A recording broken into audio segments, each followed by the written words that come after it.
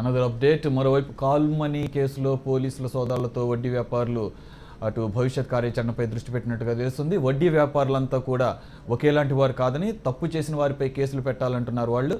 అలాగే పోలీసుల కేసులను వ్యతిరేకిస్తూ సీఎంను కూడా కలవాలని వారు భావిస్తున్నట్లుగా తెలుస్తుంది. నిన్న అనపర్తిలో సమావేశమైన వడ్డీ వ్యాపారులు తమను రాజకీయ పావులుగా వాడుకుంటున్నారని వాపోతున్నట్లుగా సమాచారం. కాల్ మనీకి అలాగే వడ్డీ వ్యాపారానికి సంబంధం లేదని, పోలీసులు ఆ కేసులతో ఉక్కిరిబిక్కిరవుతున్నామని వారు అంటున్నారు. తమ వ్యాపారం కోసం తెచ్చుకున్నటువంటి డబ్బు డిపాజిట్ చేసిన వారికి ఏం చెప్పాలని చెప్పేసి వారు అడుగుతున్నారు. ఇవాళ కూడా సమావేశమే ఏం చేయాలన్న దానిపై ఒక క్లారిటీకి వచ్చే అవకాశాలు కనిపిస్తున్నాయి. ఇక మనతో మాట్లాడటానికి ఒక ఫైనాన్స్ వ్యాపారి తేలాల వెంకటరెడ్డి గారు మనతో మాట్లాడటానికి ఫోన్ లైన్లో సిద్ధంగా ఉన్నారు. వెంకటరెడ్డి గారు నమస్తే సార్.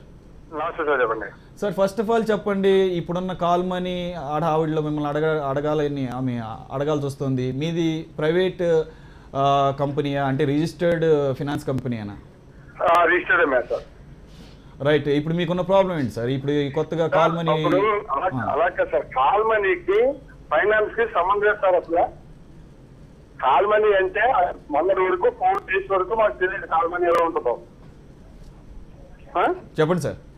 కాల్ మనీ ఎలా ఉంటుందో కూడా 4 days వరకు కాల్ మనీ విషయం మాకు తెలియదండి. ఆ పేరే మేము వెళ్ళలేదు. లేదు, కాల్ మనీ అనే పేరు కాదు, కాల్ మనీ అనే వ్యాపారం కొన్ని సంవత్సరాలుగా నడుస్తుంది. అది అందరికీ తెలిసిందే. మీది కాకపోవచ్చు, మేము ఒప్పుకుంటున్నాం.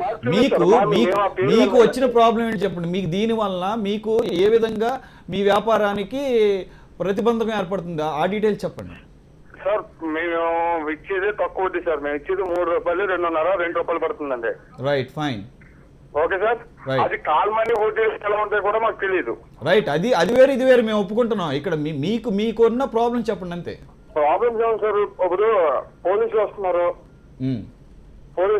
ఆపుతున్నారు, వాళ్ళు ఎక్కడికో తీసుకెళ్తున్నారు, కొద్దిగా అమౌంట్ తీసుకుంటున్నారు.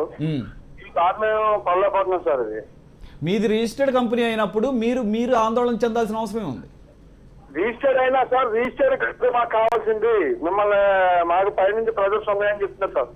ఓకే, మిమ్మల్ని వేధిస్తున్నారంటారు. వేధిస్తున్నారు సార్ మమ్మల్ని. Okay, right. మీరు ఎటువంటి నిర్ణయాలు తీసుకోబోతున్నారు? ఇప్పుడు మీరంతా కలిసి ఒక మీటింగ్ పెట్టుకున్నట్లుగా తెలుస్తోంది. ఆ సమావేశంలో మీ భవిష్యత్ కార్యాచరణ ఎలా ఉండబోతోంది?